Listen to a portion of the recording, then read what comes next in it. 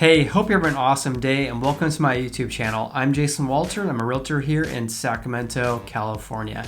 And in this video, I'm going to share how the home inspection process works when you're buying a house, which inspections you should get, and the best way to submit a request for repairs to the seller and how that whole process works. I'll also share the biggest and most expensive items that home inspectors typically find so you can avoid those and avoid buying a money pit. Before we get started, to never miss a video about real estate related topics, subscribe to this channel right now and hit the bell to be notified when I post new videos, which by the way, I post a new video every Tuesday and Thursday. Okay, let's go ahead and dive into the video. Step number one is that if you found a house that you really like, have your agent contact the seller's agent to see if they have done any inspections ahead of time. And this really varies by the area that you live in. So for example, the Bay Area of California, the seller does a vast majority of the inspections before they list the house. However, in greater Sacramento area, the buyer does all the inspections at the house for the vast majority of the houses out there. Also, the agent should be contacting the seller's agent as well if they're aware of any known issues with the house or the property. Does the roof need to be replaced? Does the central heat and air system need to be replaced? Are there foundation issues? These are things you want to know before placing an offer on a house. Step number two, let's just assume you found your dream home, you wrote an offer, and the seller accepted it. So now the real work is ahead of you. So in our area, typically you have about 10 days to do your inspections. So that's a really short period of time. So your agent should be on the phone contacting all the inspectors to get those all booked in one afternoon or one morning. As a buyer, you're not required to be there during the inspections. However, I'd really recommend that you be there for the tail end of the inspections, especially for the home inspection, so you can be there for when the home inspector discuss any findings that they have found, and they can actually show you in person and you can ask any questions to gain your own comfort. All right, so what inspections should you get? And the really answer is it depends on the area and also depends on the house itself. Just discuss this with your realtor to get an understanding about what's common in that area. For the greater Sacramento area in general, I'd recommend getting the following inspections, which I would call FERCs. So a pest inspection, a home inspection, a roof inspection, a chimney inspection, and a sewer inspection are all very common inspections to get, but just again, varies by the house, varies by the area. Discuss this with your realtor. A pest inspection is typically around $100 to $150, and the pest inspector will be there for about an hour and a half, depending on the size of the house. And they'll go around looking for any dry rot or any evidence of any wood destroying organisms, such as termites. After they are done doing the inspection, they'll provide a report with their findings within a couple of days, and it'll also give you an estimate for the approximate cost to do those repairs. For the vast majority of the houses out there, at least in the Sacramento area, most of the time you're going to find dry rot at the house, so that is probably on like 90% of the pest inspection reports. Just keep that in mind that it's pretty minor if there's not very much that is found, but again, talk to your realtor. Home inspections start at about $400, and that varies by the size of the house and whether or not there is a crawl space underneath the house or not. The whole home inspection is a very thorough inspection. Usually takes the home inspector around 2 to 3 hours, depending on the size of the home. And they'll look at everything inside and out the house. On the exterior, they'll look at the siding, they'll look at the roof, they'll look at the foundation, they'll look underneath the house to see if there's any evidence of any issues there. Also inside the house, they'll look at the electrical, the plumbing, the central heat and air system. They look at throughout the whole entire house. And this is really the only inspection that is truly unbiased because they're going to provide you a report of all the findings that they find at the house, but they're not going to give you an estimate for any repairs. The home inspectors make their money by doing the inspections itself, not by doing any repairs like a pest company would. For the roof inspection in the greater Sacramento area, there's actually a couple companies that do those inspections absolutely for free.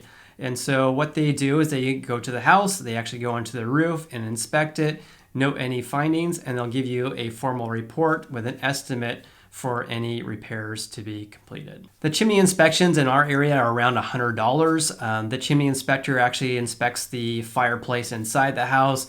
They also go on top of the roof and inspect the chimney itself to see if they can find any damages there. And then they also give you a formalized report with any estimates for any damage or any issues that they uncover. In that chimney and fireplace inspection report, they're also going to tell you whether or not it is safe to use. So whether you buy the house or not, this is going to be really useful information to have. The sewer inspection is only $150, but this is something I would highly recommend, especially if the house is older or if there's a large mature tree or trees in the front yard or the backyard where the sewer line is, because that is just asking for a root intrusion, which can cause a lot of damage and issues for your sewer line. The sewer line inspector actually has a camera at the end of the snake, and they actually run the snake through the cleanout, which is typically in the front or the backyard, and they run it to the street or the backyard where it meets up with the county or the city sewer line to see if there's any issues in the line there. And they also run it from the cleanout to the house as well to see if there's any damages there.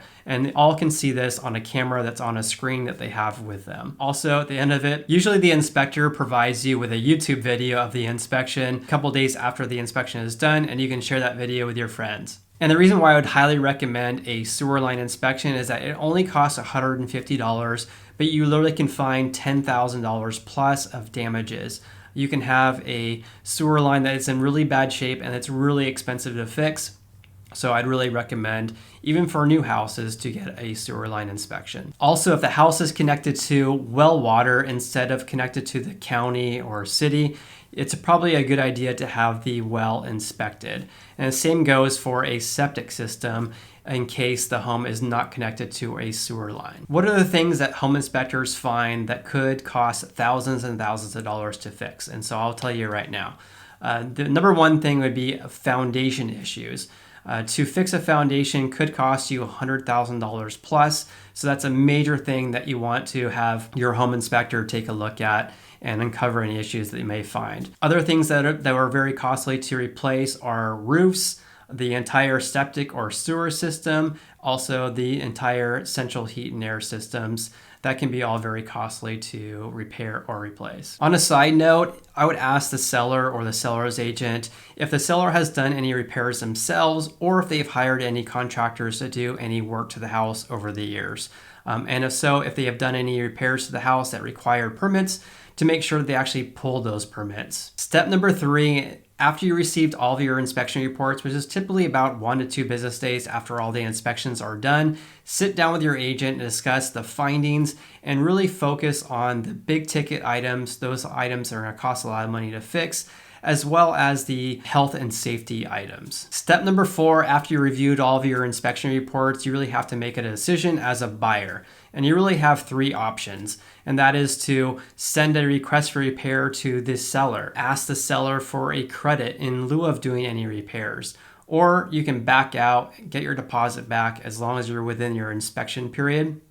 If you uncover any issues that you're simply not okay with, you can back out, get your deposit back. In my experience, about 95% of the buyers out there ask for some sort of credit or request repairs to the seller. And I always recommend my buyers to be reasonable in their requests, and then usually you get a reasonable response. If you ask for absolutely everything at the house to be fixed and the house is not brand new, then you're probably not going to get a reasonable response.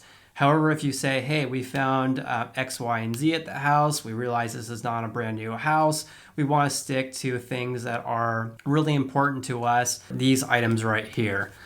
So you want to make sure you're sending a reasonable request to the seller. Step number 5, and that is the buyer's agent sends the formal request for repairs or credit request to the seller's agent, and that's in the form of a request for repair document.